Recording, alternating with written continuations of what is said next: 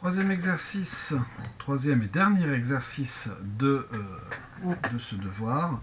Un exercice d'algèbre linéaire avec pas mal de questions relativement simples quand même, et une dernière partie un petit peu plus, qui demande un petit peu plus de réflexion sans être forcément trop compliqué. Donc l'énoncé est assez sympa puisqu'il vous rappelle plein de choses, des histoires de dimensions, le théorème de la base incomplète, bref, plein de points qui non seulement vous aident dans la suite, mais en plus doivent vous aiguiller sur certains raisonnements. Donc d'abord une première partie appelée préliminaire.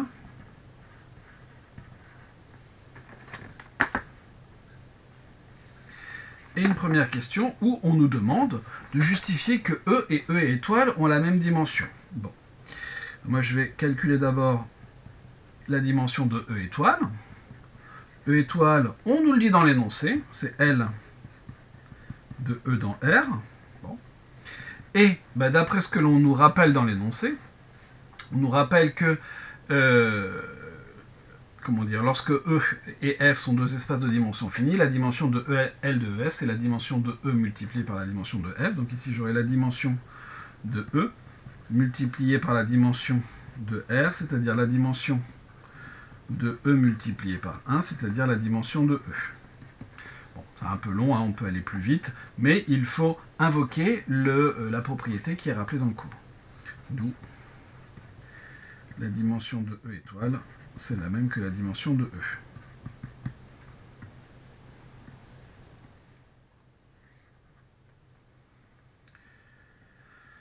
C'est réglé. Deuxième question. On se donne un endomorphisme de E. Alors phi c'est même mieux qu'un endomorphisme de E, c'est une forme linéaire sur E. Quelles sont les dimensions possibles pour im de phi? Bon, phi est dans E étoile. Donc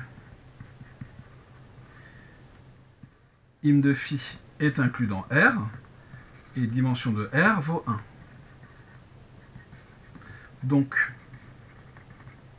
la dimension de l'image de phi est inférieure ou égale à 1. Les dimensions possibles, on a donc la dimension de im de phi qui est incluse dans 0, 1. En d'autres termes, on ne peut avoir que deux dimensions possibles, 0 et 1. J'ai marqué inclus, c'est-à-dire appartient à 0, 1. Voilà pour la première question, une question toute simple. Question B. En déduire que phi est soit nul, soit surjectif. Bon, premier cas. Si dim de im de phi est égal à 0, le seul espace de dimension 0, c'est l'espace réduit au vecteur nul. On a alors im de phi qui est réduit au vecteur nul. On est dans R, donc c'est 0. C'est-à-dire que donc, pour tout x appartenant à E, phi de x est égal à 0. Phi est l'application nulle.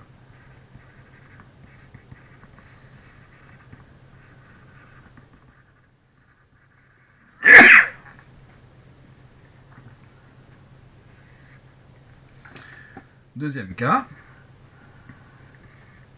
si jamais dim de im de phi égale 1, dans ce cas-là, comme im de phi est inclus dans R et que la dimension de im de phi est égale à la dimension de R est égale à 1, on a alors im de phi est égal à R. Dès que vous avez un espace vectoriel inclus dans un autre et qu'ils sont de même dimension, les deux espaces sont égaux. D'où phi surjective. C'est la définition même de la surjectivité, c'est-à-dire que l'image est inclus dans l'ensemble d'arrivées. Est inclus, c'est toujours vrai, est égal à l'ensemble d'arrivées. Donc conclusion, phi est soit nul, soit surjective.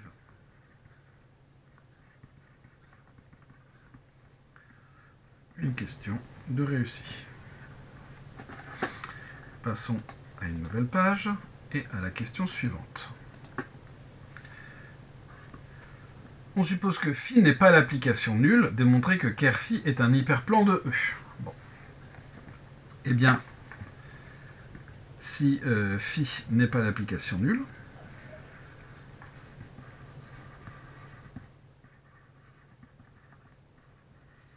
d'après ce qui précède,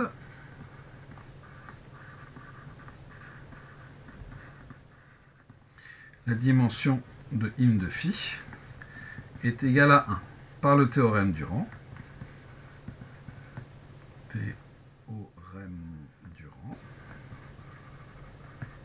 La dimension de ker de phi est égale à n-1. Donc, ker de phi est un hyperplan de E.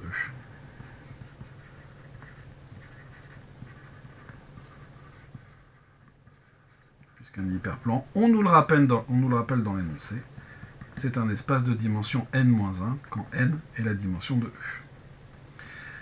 La première partie est terminée. La première partie, la partie préliminaire. La vraie première partie, c'est maintenant. Partie 1.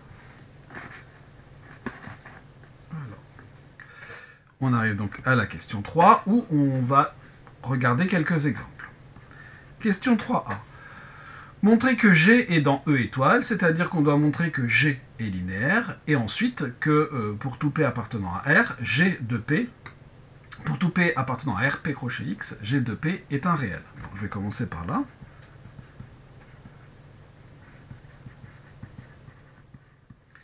Alors, la fonction qui a X associe P de X est continue sur 0,1. Donc l'intégrale G de P qui est égale à l'intégrale de 0 à 1 de P de T dt, c'est un certain réel. L'intégrale n'est pas impropre. Ça, c'est réglé. Ensuite, question B. Quelle est la dimension... non pas, j'ai oublié de montrer le principal. Donc, soit lambda appartenant à R, P et Q, deux polynômes. Je vais m'intéresser à G de lambda P plus Q. Évidemment, donc ça sera l'intégrale de 0 à 1 de lambda P de T plus Q de T dt. Par linéarité de l'intégrale, ça sera donc lambda l'intégrale de 0 à 1 de P de T dt plus l'intégrale de 0 à 1 de Q de T dt, c'est-à-dire lambda G de P plus G de Q. Donc G est linéaire.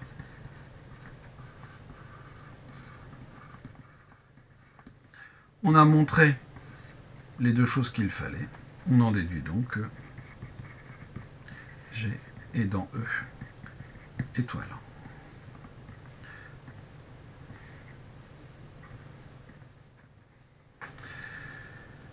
Question suivante. Quelle est la dimension du noyau de G? D'après ce qui précède, et notamment la question 2C, la dimension de ker de G, c'est donc la dimension de RP crochet X moins 1, c'est-à-dire P.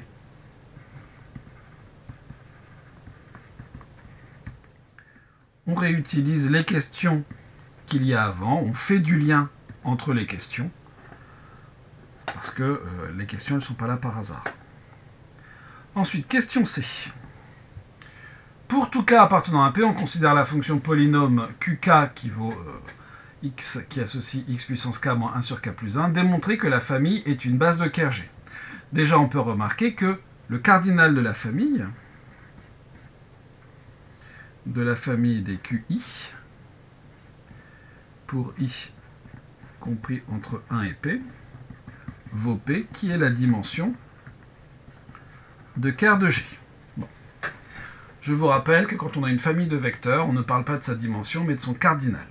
Donc on a un premier point. Ensuite, on va montrer que les QK sont tous dans ker de G, sinon ça ne marche pas. Donc soit K, un nombre de 1P, je vais m'intéresser à g de qk, c'est-à-dire l'intégrale entre 0 et 1 de t puissance k moins 1 sur k plus 1 dt, c'est-à-dire t puissance k plus 1 sur k plus 1 moins t sur k plus 1 que je vais intégrer entre 0 et 1, et ça me fait 1 sur k plus 1 moins 1 sur k plus 1, 0, moins 0, moins 0, ce qui me fait donc 0. D'où qk appartient à quart de g, et ce pour tout réel k, pour tout entier k, dans 1p. Donc on a un deuxième point qui est intéressant. Puis le dernier point, il faut s'intéresser à la liberté. Pour la liberté, on peut donc vérifier que la famille de polynômes qk, pour k compris entre 1 et p, est une famille de degrés échelonnés.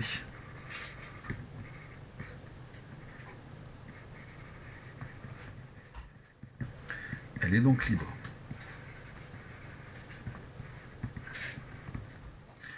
J'ai une famille libre d'éléments de quart de G avec le bon cardinal. On en conclut donc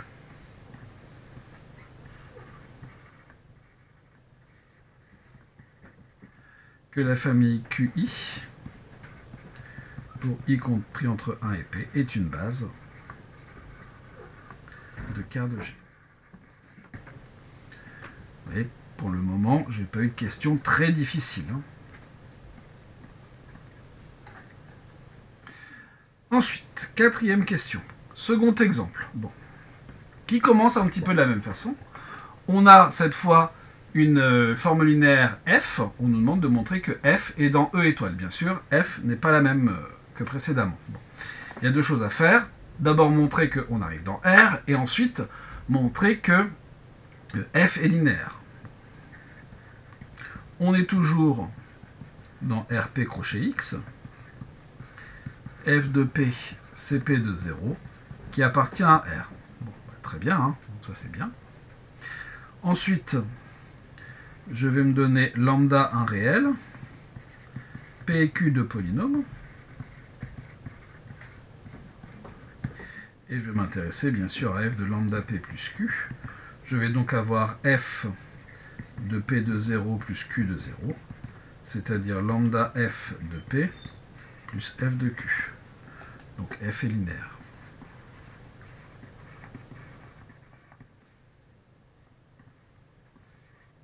Conclusion, j'ai une application linéaire qui va de E dans R. Donc f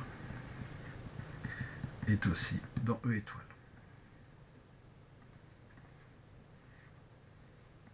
Encore une question pas compliquée de fait. Question B. Déterminer le noyau. Donc là, vous voyez qu'on ne nous demande pas de déterminer la dimension, mais on nous demande de déterminer le noyau. Bon. Je prends un polynôme P dans quart de F. Alors, F de P, c'est P de 0, qui vaut 0. Donc 0 est racine de P.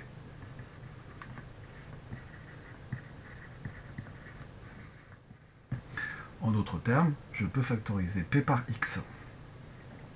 C'est-à-dire que la constante, dit autrement, la constante est nulle. Donc, il existe des réels que je vais appeler A1, AP, appartenant à R puissance P, tels que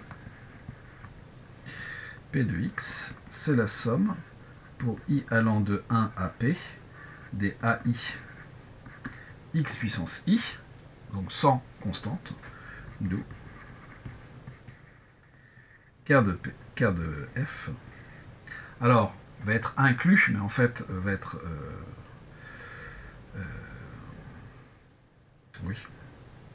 Bon, c'est écrit comme ça. C'est vect de x carré, x puissance p. Parce que tout polynôme s'écrit comme combinaison linéaire de tout cela, et que... alors, je vais quand même écrire l'inclusion, ça sera plus propre.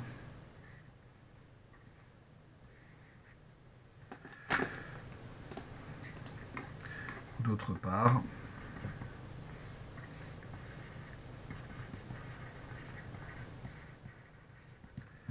si P appartient à vecte de x, x puissance P, alors P de 0 égale 0, donc P appartient à KF. Donc KF,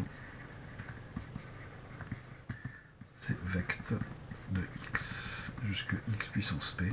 On peut également dire, hein, j'aurais pu m'arrêter là, les polynômes dont 0 est racine, les polynômes dont le coefficient constant est égal à 0, tout ça, c'est la même chose.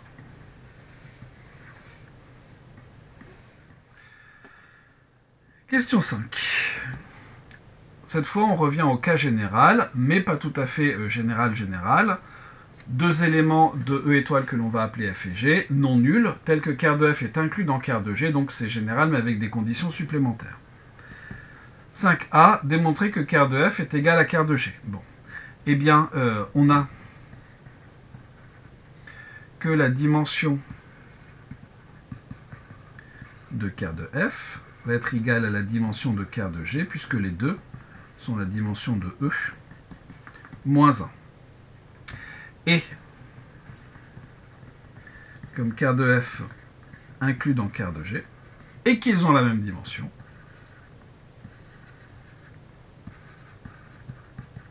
je préfère l'écrire en toutes lettres, alors, ker de F est égal à ker de G. Et pour le moment, il n'y a pas de questions très difficiles, hein, des questions courtes, sans grande difficulté, mais qui demandent une bonne maîtrise du cours d'algèbre linéaire. Question 5b. Justifier l'existence d'un élément x0 appartient à E qui n'appartient pas au noyau de F. Bon. Comme F est non nul, ici je devrais comme KF non nul. KF et G non nul. Comme F est l'endomorphisme et la forme linéaire non nulle, je pourrais dire ça comme ça. Comme F est non nul, eh bien, ker de F, la dimension de ker de F est égale à n-1, comme on l'a dit auparavant, c'est-à-dire dimension de n. Donc, je peux dire que ker de F est différent de l'ensemble E. Être différent, c'est de dire qu'il existe un élément qui est dans l'un, mais pas dans l'autre. Et ker de F, forcément, est un sous-espace vectoriel de E. Donc c'est dans E qu'il y a des éléments qu'il n'y a pas dans ker de F. Donc E contient des éléments qui ne sont pas dans ker de F.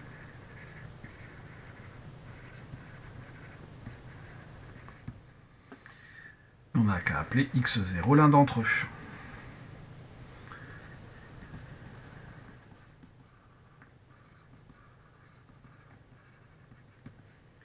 Donc, il existe x0 appartenant à E tel que x0 n'est pas dans ker de F. Vous voyez encore un argument très simple. Question C. Démontrer que E est la somme directe de ker de F et de vecte de x0. Premier élément, je peux remarquer que la dimension de ker de F plus la dimension de vecte de x0 est égale à n-1 plus 1, c'est-à-dire la dimension de E. Premier point, très banal, très simple, mais qui va bien nous aider. Ensuite, si je prends un vecteur de soit U appartenant à vecte de x0, non nul, donc il existe lambda appartenant à R étoile tel que U est égal à lambda x0. Très bien. Supposons que U soit dans ker F.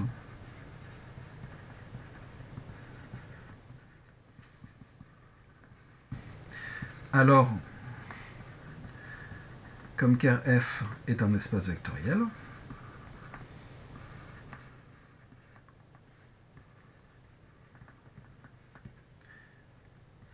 un sur lambda U appartient aussi à car F.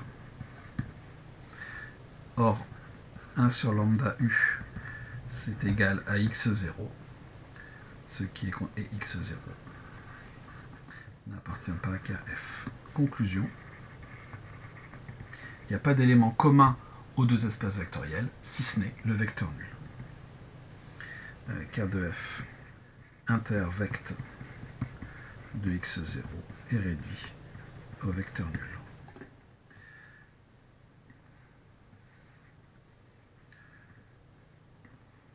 On en déduit que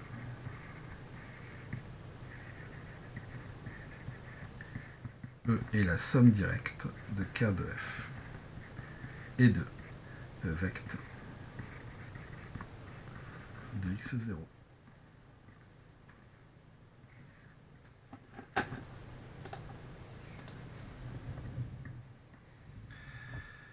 Question D. On pose h égale g de x0f moins f de x0g, démontrer que h est nul. On pourrait raisonnablement penser que, comme à chaque fois, hein, il y a un lien avec la question qui précède. Je vais me donner un réel x, un vecteur x appartenant à E. Alors, il existe un unique couple. Est-ce qu'on a besoin de l'unicité? Non, même pas. xk u appartenant à car de f croix vect de x0 tel que x est égal à xk, alors k pour car, hein, plus u. Or u appartient à vect de x0, donc il existe un réel lambda tel que u est égal à lambda x0. D'où x est égal à xk plus lambda x0. Là-dessus, je vais appliquer ma fonction h. h de x, ça sera donc g de x0 f moins f de x moins f de x0 g de x, c'est-à-dire g de x0 multiplié par f de xk plus lambda f de x0 par linéarité moins f de x0 multiplié par g de xk plus lambda g de x0. Or, si on regarde bien, f de xk vaut 0, puisque xk il est dans le car de f. Mais g de xk vaut aussi 0, car car de f est égal à car de g. Donc finalement, qu'est-ce qu'il nous reste? Il nous reste lambda f de x0 g de x0 moins lambda f de x0 g de x0. C'est-à-dire que ça vaut 0. Pour tout x appartenant à E, h de x est égal à 0. H est l'application nulle. C'est ça l'application nulle. C'est l'application qui a tout x associe 0.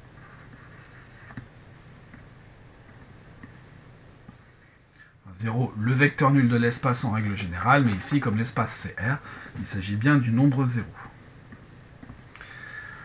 Que peut-on conclure pour les formes linéaires f et g? Évidemment, on va pouvoir conclure à leur égalité, mais pourquoi ça?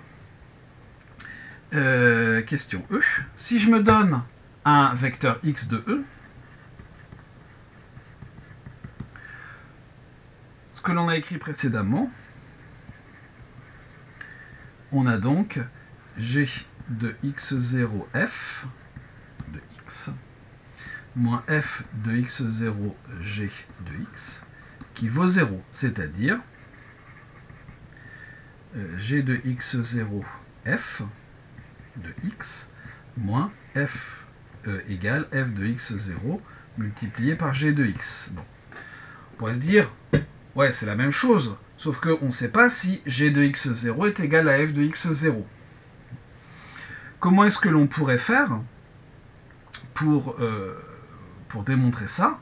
On pourrait déjà remarquer que f de x0 et g de x0 ne sont pas nuls, puisqu'on a choisi x0 on a choisi x0 comme étant un élément qui n'est pas dans ker de f. Bon. On a donc, par exemple, f de x qui est égal à f de x0 divisé par g de x0 multiplié par g de x. Alors, petite digression, c'est vrai que j'ai déjà dit qu'on ne devait pas diviser des vecteurs par d'autres. Mais ici, on se rappelle que ce sont des vecteurs très particuliers. F de x0, c'est un élément de R. G de x0, c'est un élément de R. Donc là, ça ne me pose pas de problème. Je peux diviser. Je vais quand même préciser que je peux faire cette division-là, car x0 n'appartient pas à ker G. Donc, ker G. Donc, G de x0 n'est pas égal à 0. Donc qu'est-ce qu'on vient de démontrer en fait? On vient de démontrer que f et g sont deux endomorphismes de forme linéaire qui sont multiples l'une de l'autre. Donc il existe un certain réel alpha non nul tel que f est égal à alpha g. F et g sont multiples l'une de l'autre.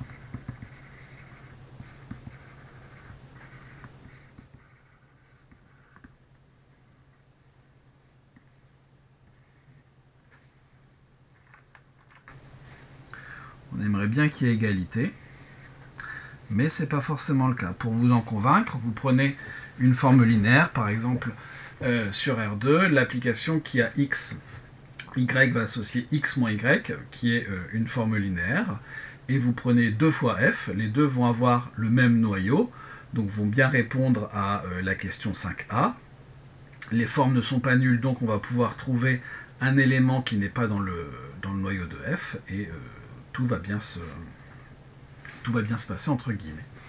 Mais on peut juste conclure qu'elles sont multiples l'une de l'autre, et non pas forcément qu'elles sont égales, comme certains d'entre vous me l'ont noté. Partie 2.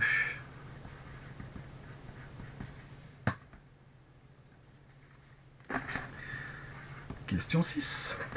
On a vu dans une question précédente que le noyau de toute forme linéaire non nulle est un hyperplan, effectivement. Le but de cette question est de démontrer que tout hyperplan est le noyau d'une forme linéaire non nulle. Bon, on se donne donc un hyperplan.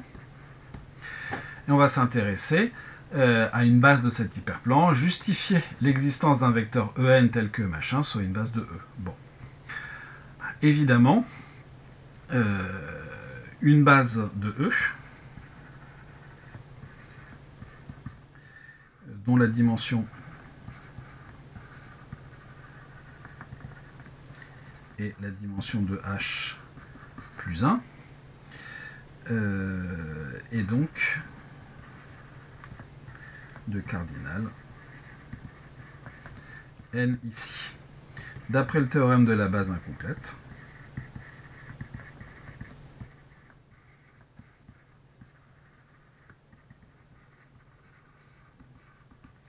on peut donc compléter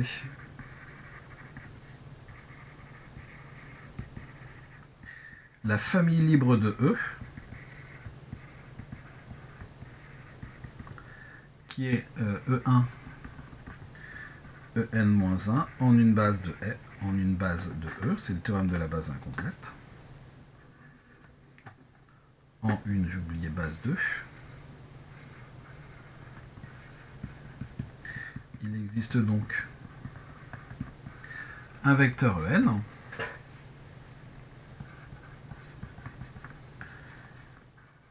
tel que E1, En soit une base de E.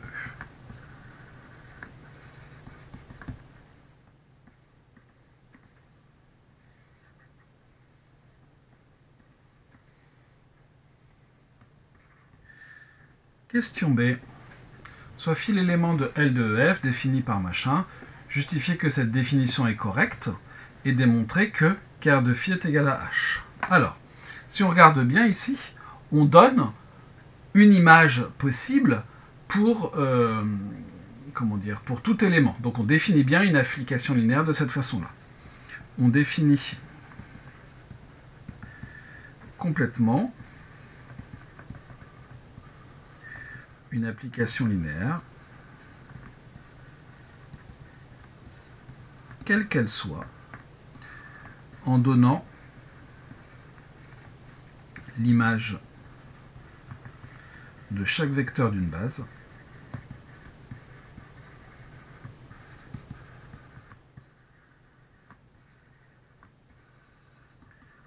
par celle-ci, l'application linéaire bien sûr. Par exemple, si je choisis un vecteur x appartenant à E, alors il existe une famille A1, AN de réels, telle que x est égal à la somme pour i allant de 1 à n des AI EI. Et donc on a phi de x qui sera égal par linéarité à la somme pour i allant de 1 à n des AI phi de EI, c'est-à-dire ici tout simplement AN. Donc phi est bien défini. Ça, c'est le premier point. Deuxième point, il faut montrer que le noyau de phi, c'est bien H. Soit x appartenant à quart de phi. On a phi de x qui est égal à 0, c'est-à-dire AN qui est égal à 0. Et donc, x qui s'écrit comme la somme pour i allant de 1 à n moins 1 des AI EI, qui est donc combinaison linéaire.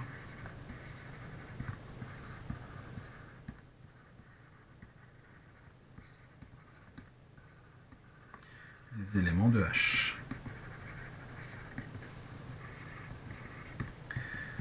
Donc le noyau de phi est inclus dans H. Par ailleurs,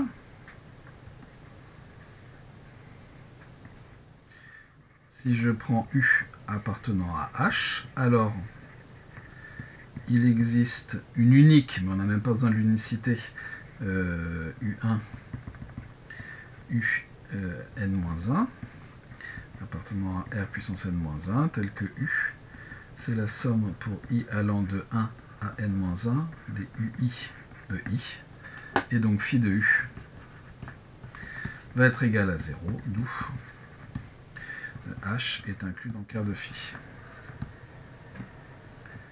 Donc H est égal à quart de phi. Donc phi est bien défini. Et quart de phi est égal à H.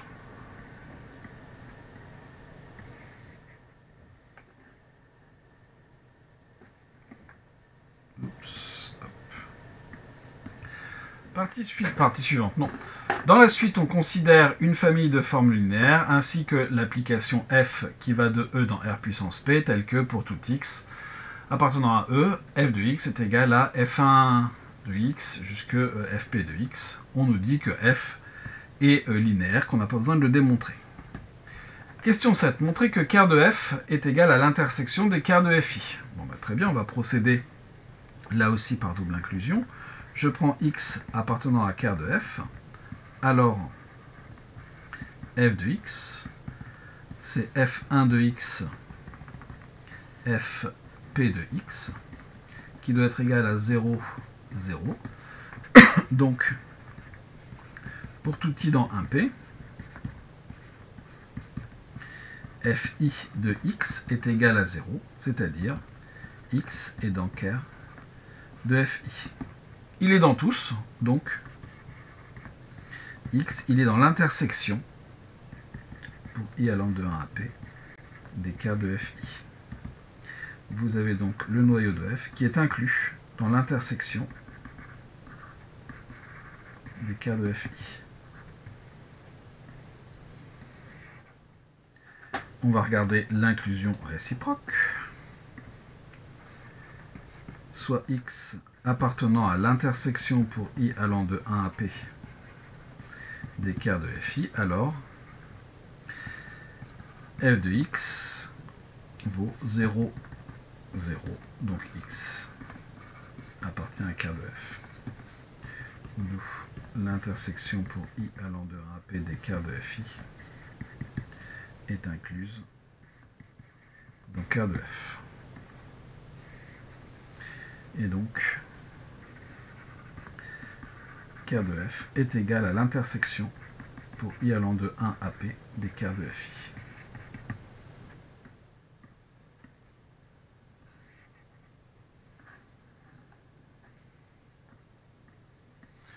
Une autre partie de régler.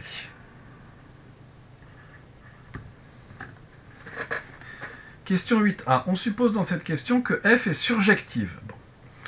On note E1, EP, la base canonique de R puissance P, justifier que E1 admet, epsilon 1, je devrais plutôt dire, admet un antécédent par F. F est surjective. Donc tout élément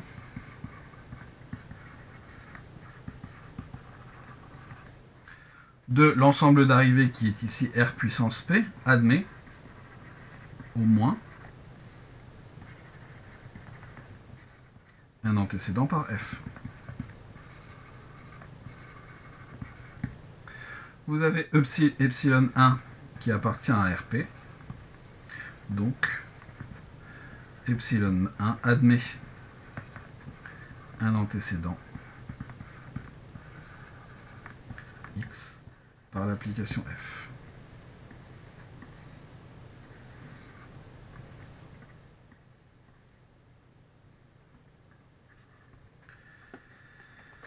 Question B. Démontrer que la famille F1FP est libre dans E étoile. Bon, comment est-ce qu'on fait pour démontrer qu'on a une famille libre?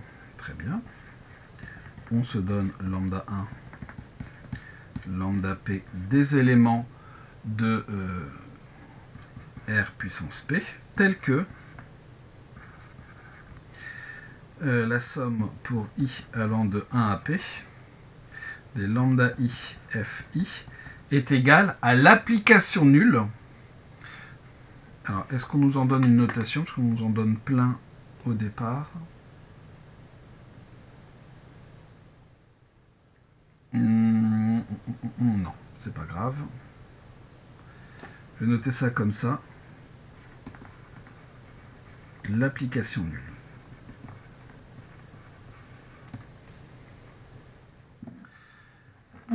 Ça, c'est important. C'est-à-dire que pour tout x, eh bien,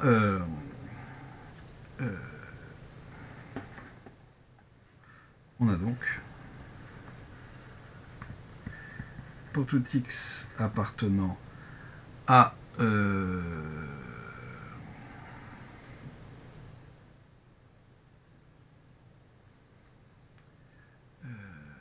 R, en fait, hein, ce sont des réels, tout ça.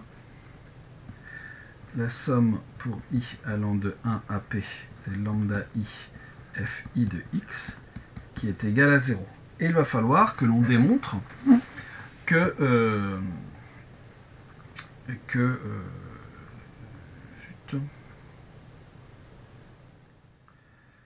il va falloir qu'on démontre que tous les lambda I sont nuls.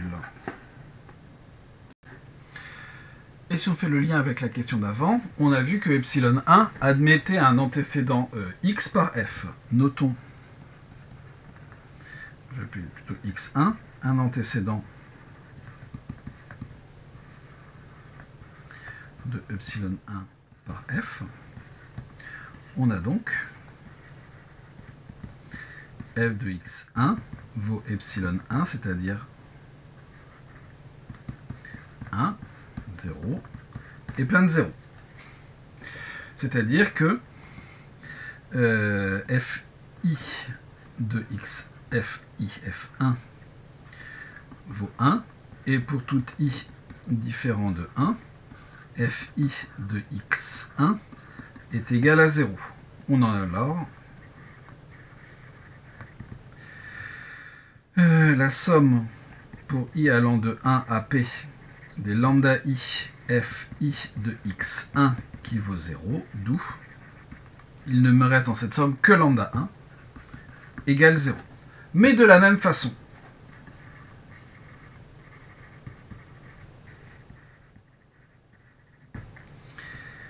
epsilon i admet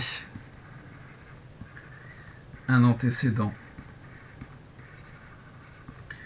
xi qui vérifie f i de xi égale 1 et fj de xi égale 0 si jamais j est différent de i. Donc, on obtient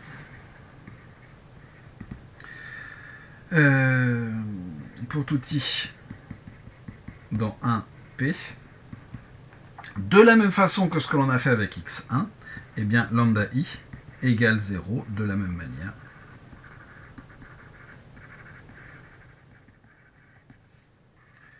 Que l'on a lambda 1 égale 0.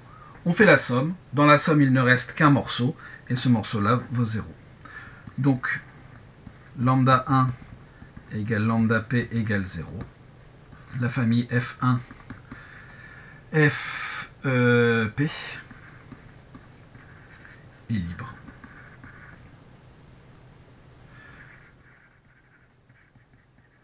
Dans E étoile. Là, les questions, elles commencent à être un petit peu plus techniques, mais on arrive à la fin de l'exercice. Donc, si déjà vous avez fait tout le reste avant bien, c'est déjà des points d'engranger. Question 9.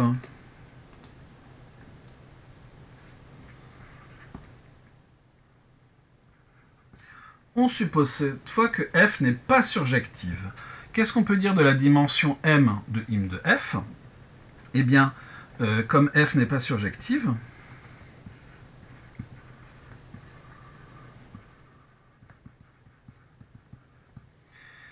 eh bien, on est donc dans RP. Je suis en train de me dire que j'ai peut-être dit des bêtises au-dessus. Oui, ici c'est pas R, c'est E. J'ai sans doute dit R à un moment donné. Mais pour le reste du raisonnement, ça ne change rien. Comme F n'est pas surjective, on a im de F qui est différent de E, d'où la dimension de im de F est strictement plus petite que la dimension de E. Dimension... Non, on va dans R puissance P. Donc dimension de F strictement plus petite que P, donc inférieur ou égal à P-1. J'essaie de penser à trop de choses en même temps. Ça marche pas très bien. Question 19b. En complétant, donc là on nous dit carrément ce qu'il faut faire, im de f en une base de RP, démontrer que im de f est inclus dans un hyperplan H de RP. Bon, très bien. On a donc dim de im de f qui est inférieur ou égal à P-1. Tout hyperplan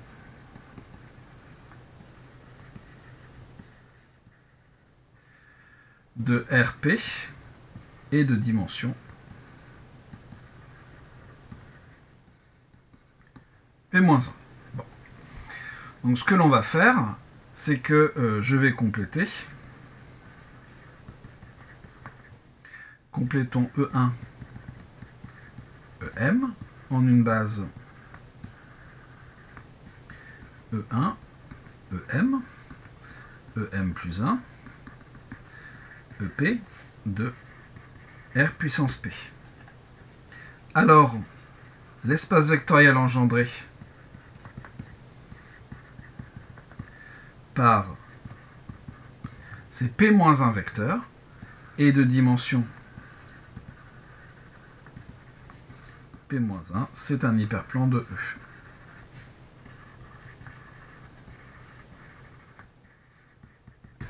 Mais en plus d'être un hyperplan de E, il va contenir H. Pourquoi? Si je prends X, il va contenir H, il va contenir im de F, soit X appartenant à im de F. Il existe A1 à M, appartenant à R puissance M, tel que X, c'est la somme pour I allant de 1 à M des AI EI. Et donc,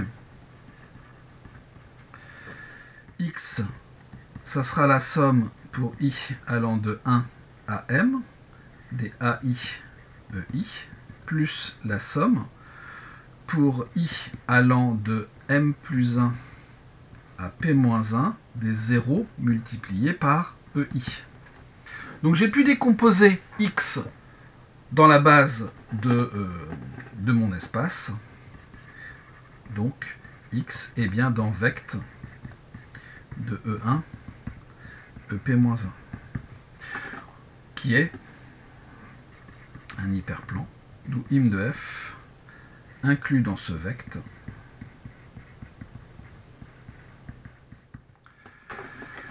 Qu'est-ce qu'on me demandait exactement? Ben voilà.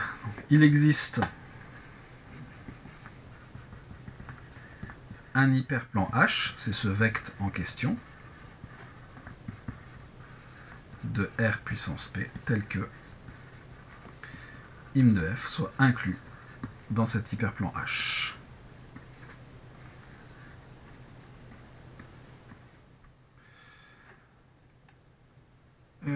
C'est terminé pour la question ici. Question C. En déduire que la famille F1, Fp est liée dans Rp, on pourra utiliser la question 6. De quoi on nous parle dans la question 6?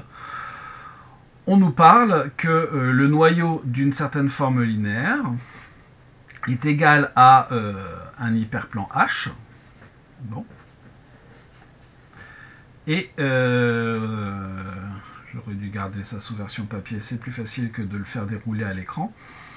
On va utiliser cette question pour montrer que la famille est liée, c'est-à-dire trouver une combinaison linéaire, d'une certaine façon, entre les F1, F2, Fp. Alors, H est un hyperplan. Le H, bien sûr, de la question d'avant, est un hyperplan de quoi? De R puissance P. À la question 6, on a dit pas mal de choses, notamment, et surtout l'intitulé de la question, hein, qui dit qu'un hyperplan, c'est avant tout le noyau d'une forme linéaire non nulle. Donc, le noyau d'une certaine forme linéaire non nulle qu'on peut appeler phi par exemple, hein, qui est donc dans Rp. Je vais écrire un petit peu mieux les choses. Étoile. C'est une forme linéaire. Bon. Un élément de Rp, on va pouvoir l'écrire d'une certaine façon, et si on regarde dans la question, laquelle la question 8, on nous a introduit une base canonique pour Rn, la base canonique, on va utiliser la même, soit epsilon 1, epsilon p, la base canonique de Rp. Bon. Qu'est-ce qu'on va faire? On va regarder ces éléments de Rp.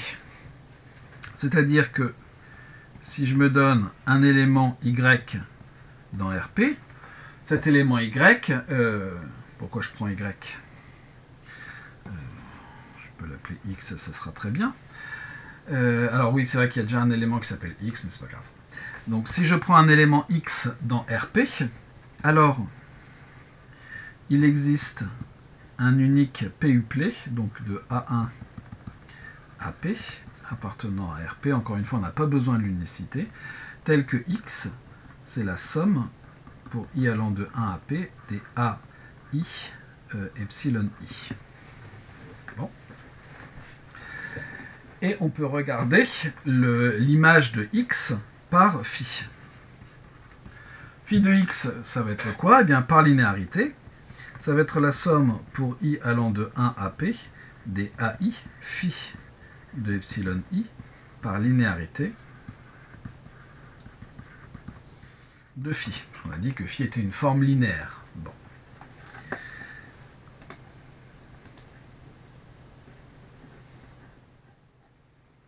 Voilà. Ensuite, la forme linéaire n'est pas nulle.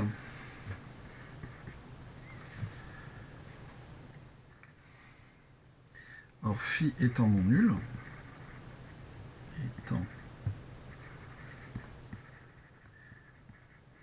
non nul, eh bien, les phi de epsilon i ne sont pas tous nuls.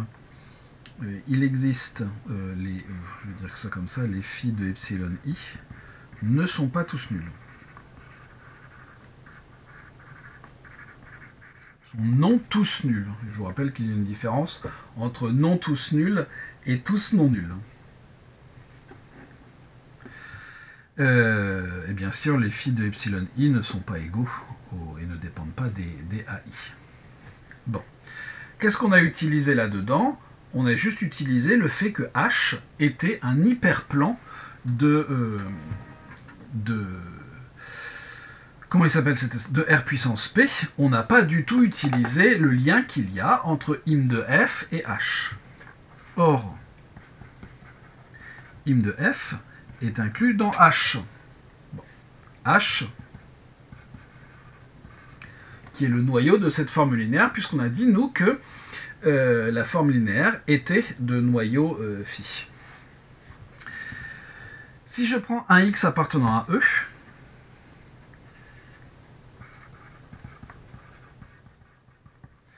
je vais m'intéresser à f de x. Bien sûr, f de x, il est dans im de f. C'est la définition même d'être dans im de f. Donc, phi de f de x est égal à 0 parce que h, im de f, est inclus dans quart de phi. Ce qui veut dire quoi? Que phi de f1 de x, f2 de x, fp de x est égal à 0. En d'autres termes, phi de tout ça, c'est la somme pour i allant de 1 à p des phi de epsilon i, fi de x, qui vaut 0. Donc on a trouvé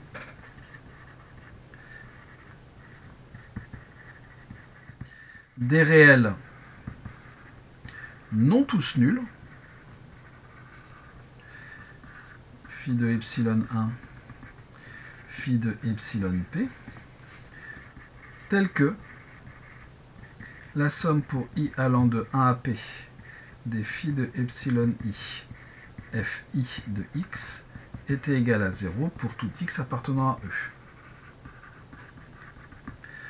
En d'autres termes, la famille est liée, la famille F1, Fp est donc liée. Cette question-là, elle était difficile. Vraiment difficile, en tout cas à mon sens, beaucoup plus que les autres.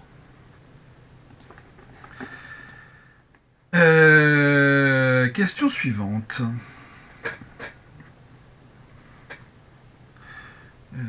Question 10. On suppose que la famille est libre. Donc forcément, comme elle est libre, la f va être surjective, puisque si f n'est pas surjective, la famille est liée. Supposons f non surjective. D'après la question qui précède, c'est-à-dire 9c, la famille, la famille F1, Fp est lié, ce qui est contradictoire.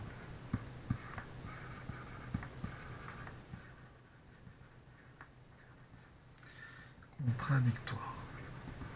Donc, F est surjective. Ça ne marche pas. Vous voyez ? Comme je vous l'ai déjà dit plusieurs fois, vous pouvez très bien avoir une question difficile, comme la 9C, qui est suivie par une question facile, la 10A. Elle est vraiment simple, la 10A. Donc, il ne faut pas hésiter à les faire. 10B. Justifier que la dimension de l'intersection des quarts de FI est égale à N-P. J'ai dit justifier, je crois, mais c'est écrit démontrer, hein, ce qui veut dire un travail un petit peu plus conséquent. Comment montrer que la dimension de l'intersection des quarts de FI est égale à N-P? Donc, on sait que l'application est surjective. Bon. C'est-à-dire qu'on est dans le cas de la question 8, en fait. Hein. Pas de problème là-dessus. Et là, c'est tout bête. Hein. On réutilise la question d'avant. F surjective. Donc, la dimension de im de f va être égale à la dimension de l'espace d'arrivée, c'est-à-dire Rp, donc vos petits p, par le théorème Durand.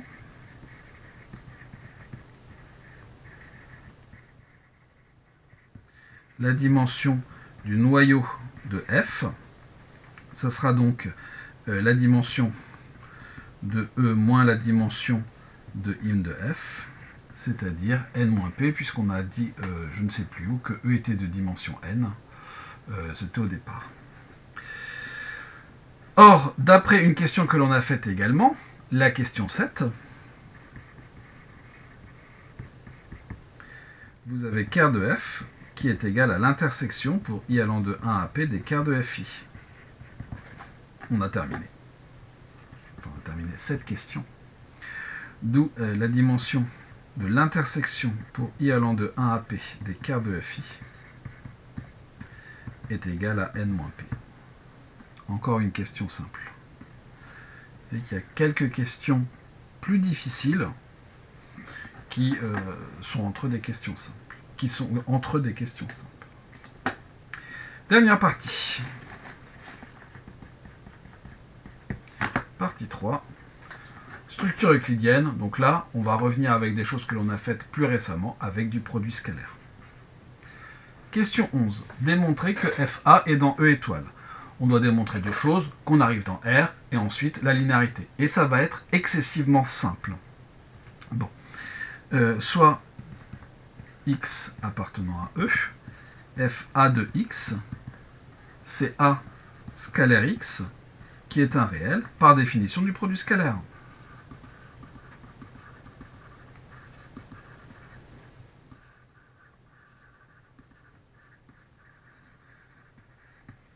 Très simple.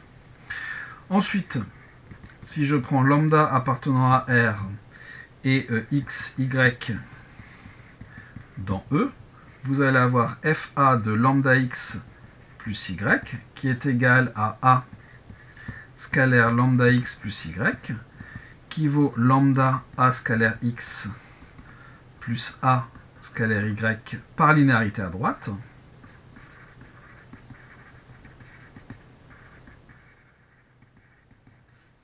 qui vaut donc lambda FA de x plus FA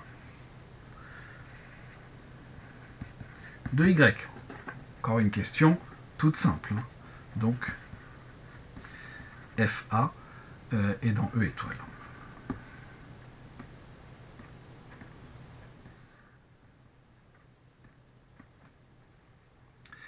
Question B. Déterminer quart de FA, soit x appartenant à quart de FA. Vous avez donc A scalaire x qui vaut 0, d'où le quart de FA. Ce sont les vecteurs qui sont orthogonaux à A, c'est-à-dire l'orthogonale de vecte de A.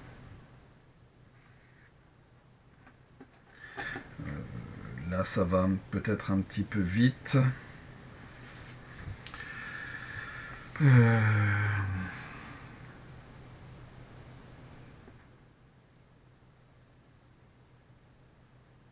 vais quand même détailler, parce que je pense que ça vaut le coup de détailler. Alors j'efface non pas parce que c'est faux, mais pour détailler davantage. Surtout qu'on vient juste de terminer le chapitre sur les produits scalaires et les espaces euclidiens, donc ça vaut peut-être le coup de vérifier ça. Donc A et X sont orthogonaux.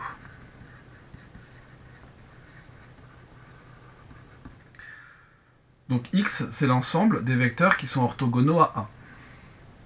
X, pardon, est l'ensemble des vecteurs qui... X est un élément de l'ensemble des vecteurs qui sont orthogonaux à A. Donc X appartient à l'ensemble des vecteurs orthogonaux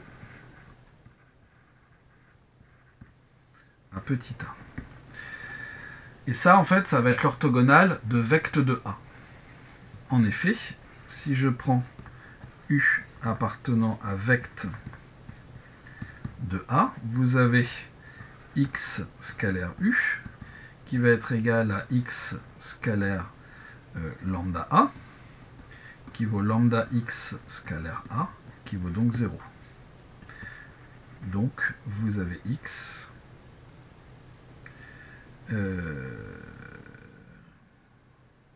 vous avez X appartient à vecte de A orthogonal. Ensuite,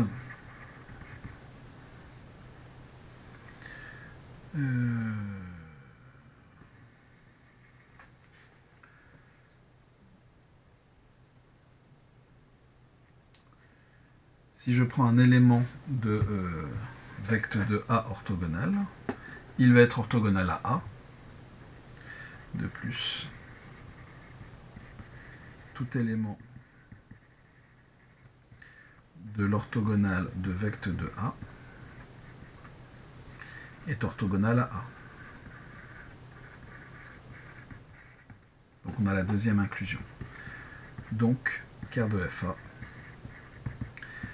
c'est l'ensemble orthogonal à vecte de A.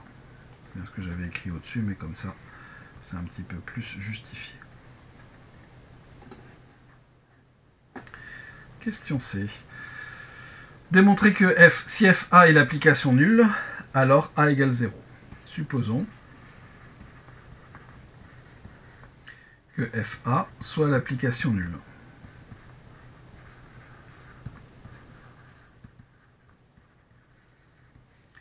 Alors, pour tout x appartenant à E, FA de x est égal à 0. Donc, en particulier,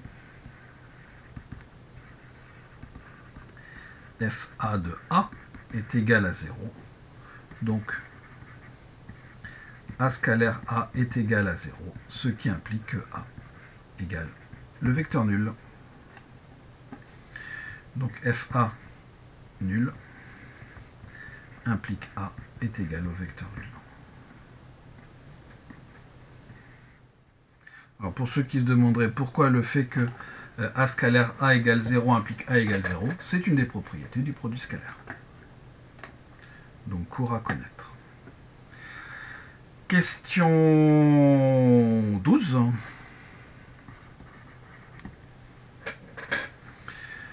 Démontrer que phi est linéaire, sachant que phi va de E dans E étoile et qu'à un vecteur A, elle associe l'application FA.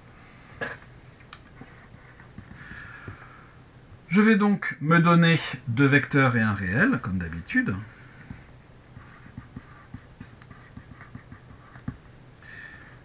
Phi de lambda A plus B, c'est donc F de lambda A plus B. Et il faut que je montre que ça, c'est lambda F de A, lambda FA plus FB. Pour ça, je vais me donner un X dans E, et je vais m'intéresser à F lambda A plus B de X. Ça, c'est donc lambda A plus B scalaire x, c'est-à-dire lambda A scalaire x plus B scalaire x par linéarité à gauche.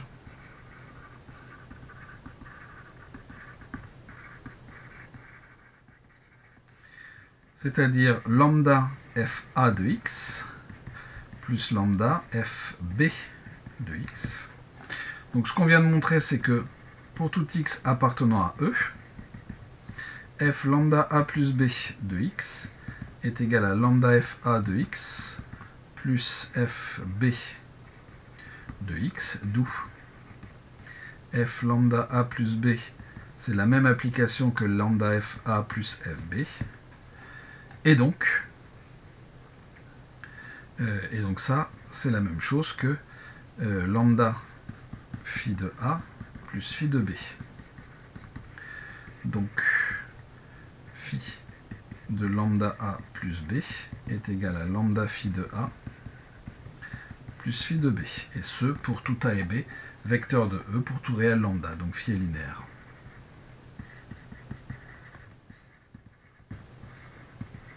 Pas une question difficile, mais il faut bien comprendre qui sont tout ce petit monde-là, et qu'on a des vecteurs un peu particuliers qu'on n'a pas trop l'habitude de manipuler, des vecteurs qui sont eux-mêmes des applications linéaires. Question B. Démontrer que phi est un isomorphisme de E dans E étoile. On voit très bien comment est-ce qu'on montre que l'on a un isomorphisme, puisqu'on a une application linéaire, de E dans E étoile qui sont de même dimension. Il suffit de montrer que phi est injectif, par exemple, et donc de chercher le noyau de phi.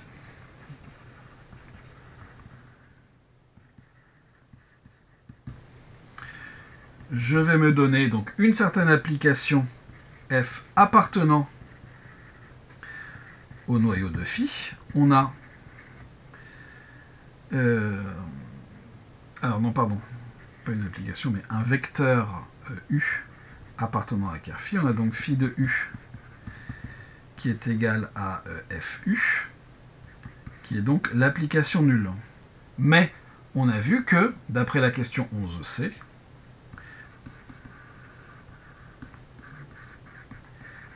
u égale 0, d'où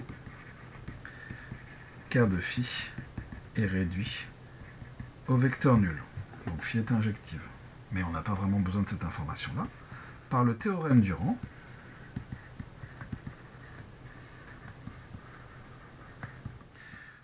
vous avez la dimension de ker de phi, qui vaut donc 0, plus la dimension de im de phi, qui est égale à la dimension de E. Donc, la dimension de phi, de im de phi, est égale à la dimension de E, qui est la même que la dimension de E étoile, d'après, je crois, la première question de l'exercice. Alors ça remonte un petit peu. Je remonte un peu trop. C'est bien la première question de l'exercice, d'après la question 1. Or, im de phi est inclus dans E étoile, donc im de phi est égal à E étoile. J'ai dit que ça ne nous intéressait pas de savoir que phi était injective, mais bien sûr que si. Phi est donc injective. Phi n'étant pas un endomorphisme, je ne peux pas utiliser l'équivalence injective-bijective. Mais je viens de montrer que phi était surjective.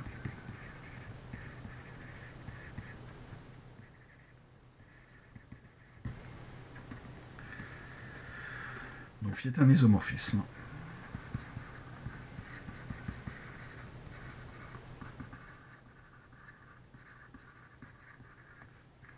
De E dans E étoile.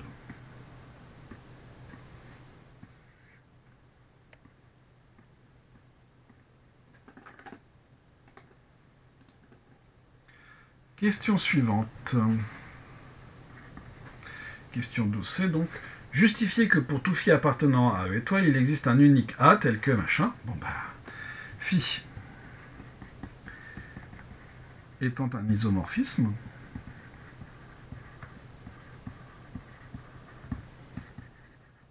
tout élément de E étoile admet un unique antécédent par phi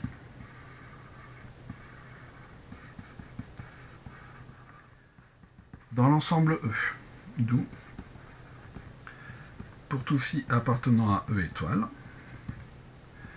il existe un unique A appartenant à E, tel que pour tout x appartenant à E, phi de x est égal à produit scalaire de A par x. Ça a l'air de rien, mais ce théorème-là, il est quand même assez puissant, puisqu'il nous dit que tout élément, toute forme linéaire, on peut l'écrire en fait comme un produit scalaire. Question 13. La première question, j'ai envie de vous dire, on l'a fait dans le cours, mais je vais quand même le démontrer parce que c'est un classique. Donc on doit démontrer que l'application qui a deux matrices AB associe la transposée de A, la trace de la transposée de A multipliée par B est un produit scalaire. Bon. Déjà on peut remarquer que pour tout M appartenant à Mn de R, trace de M est un réel. Donc, pour toute matrice A et B de Mn de R au carré, la trace de la transposée de A multipliée par B est un réel. Donc le premier point est vérifié, on arrive bien dans R. Ensuite, la symétrie. Je me donne deux matrices A et B dans Mn de R.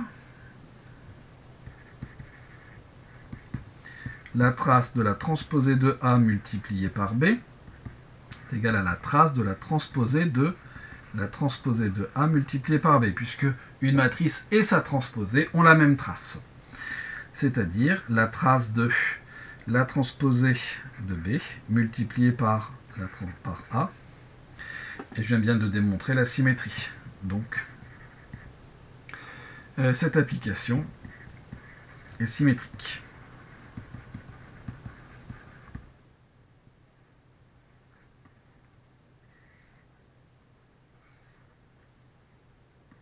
Ensuite, point suivant, la linéarité d'un côté.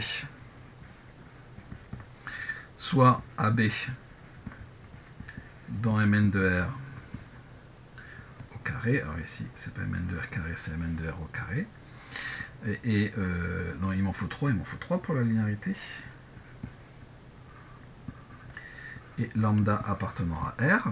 Donc je vais avoir lambda A plus B scalaire C, qui va donc être égal à la trace de la transposée de lambda A plus B multiplié par C, c'est-à-dire la trace de lambda fois la transposée de A multiplié par C plus la transposée de B multiplié par C, c'est-à-dire par linéarité de la trace, à lambda trace de transposée de AC plus trace de transposée de BC, par linéarité de la trace, c'est-à-dire lambda A scalaire C plus B scalaire C. Donc cette application est linéaire à gauche par symétrie. Elle est bilinéaire.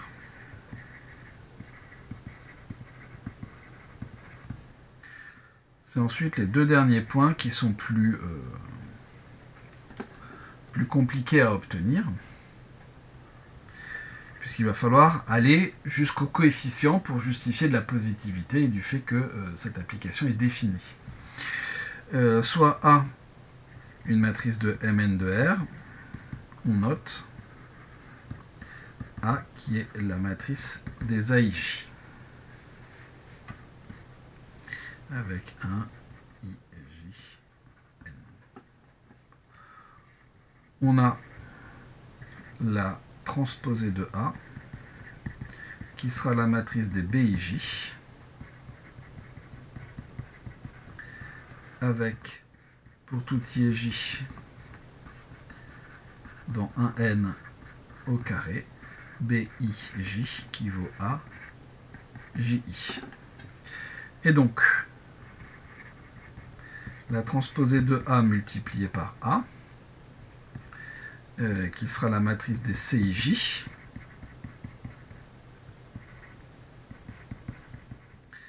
avec, pour toute IJ dans un N au carré, CIJ, qui est la somme pour K allant de 1 à N, des BIK à KJ. C'est-à-dire la somme pour K allant de 1 à N des BIK, donc les AKI à KJ. Et donc la trace de la transposée de A multipliée par A, c'est donc la somme pour I allant de 1 à N, de la somme pour K allant de 1 à N, des AKI à KI, c'est-à-dire la somme pour I allant de 1 à N, de la somme pour K allant de 1 à N, des AKI au carré, qui est donc positive. Dernier point, supposons que A scalaire A, alors je dis scalaire, je ne devrais pas encore, puisque je n'ai pas encore montré que c'est un produit scalaire, mais je le sais déjà parce que je sais mon cours. On a donc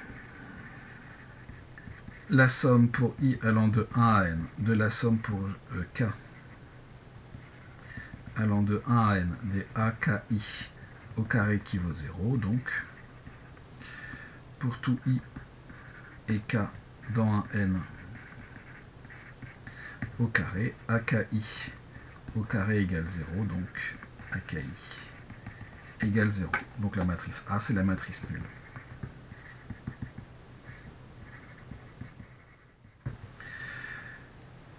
Donc, c'est un peu long, mais c'est pas compliqué. Eh bien, un produit scalaire.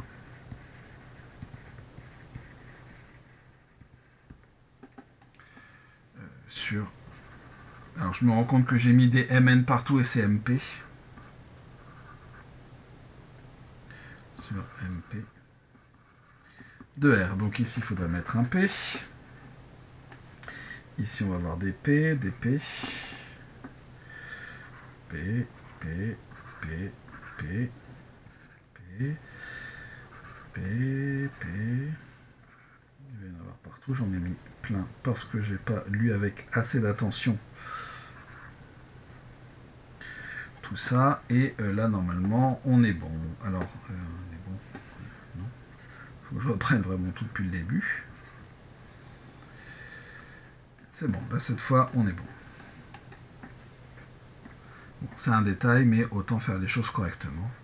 Sinon, il suffisait de repartir en tout début et puis marquer que n était égal à p et puis le tour était joué.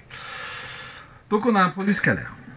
Dernière question de l'exercice. Montrez que si phi est une forme linéaire, alors il existe une matrice telle que pour tout machin. Très bien. Phi est une forme linéaire.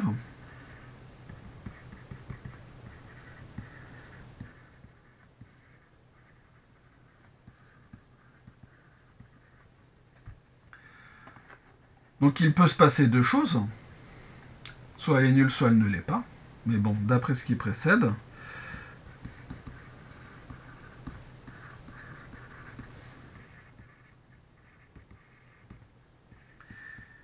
l'application que je vais appeler grand phi, qui va de E, qui pour nous donc est MP de R, dans MP de R étoile, est qui à toute matrice A associe l'application qui a M associe TR2 transposé de AM est un isomorphisme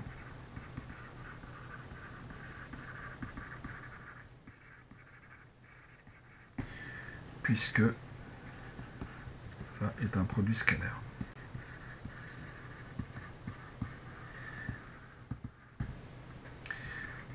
Donc,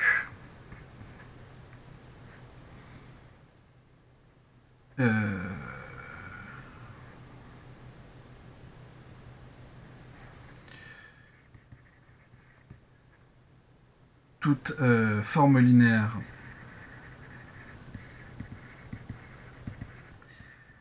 phi admet un unique antécédent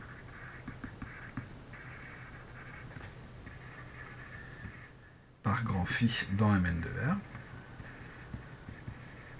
Alors, faut que je fasse attention, c'est MP. Ce qui veut dire que, donc, pour tout phi appartenant à, pour toute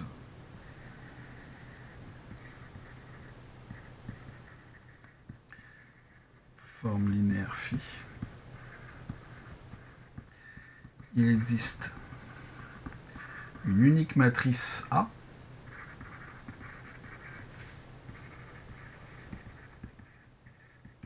dans MP de R, telle que pour tout M appartenant à MP de R, phi de M est égal à trace de AM.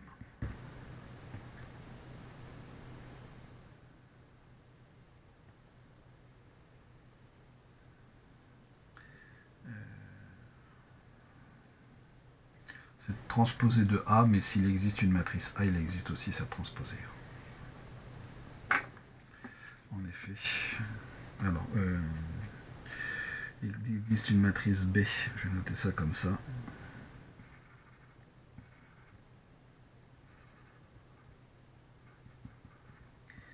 Égale transposé de A, M, où A, c'est la transposée de B. Voilà, comme ça, c'est plus respectueux de ce qui était demandé. Donc, dans cet exercice, dans tout ce problème, pour moi, la question difficile, c'était de montrer, c'est la 9C. Le reste, il y a des choses un peu plus difficiles, mais la 9C était vraiment dure, mais ça fait une question vraiment dure sur tout le problème, c'est pas énorme.